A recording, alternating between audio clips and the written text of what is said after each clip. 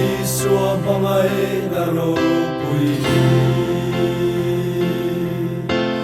ring pha ten kan shefia zo lo fo chi mangai na thuril dang lam le mo chu lalli xua mangai na hi ali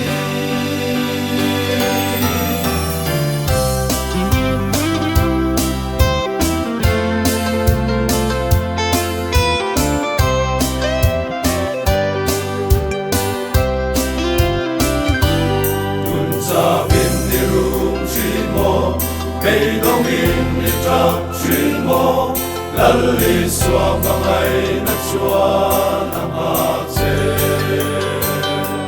song tu te anar lai lo tai luat po aom ne mo lalli xua mangai na hi amakani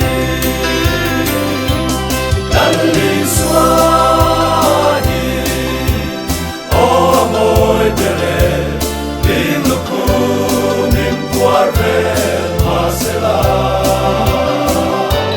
kalal kasandam tuju, kapakan sa tuan teni, Hallelujah tini kapakan.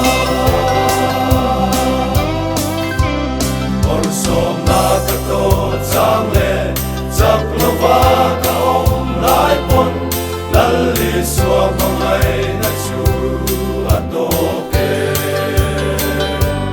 Malin min on tir lai lo, san tim po ama nen chuan, quang takin kapal ama na chianani. Lalli sua hi, o moi tere, lim luku min puar vel masela. Kalal kasandam nuju, kapakan sa tuan teni, Hallelujah tini kapakan.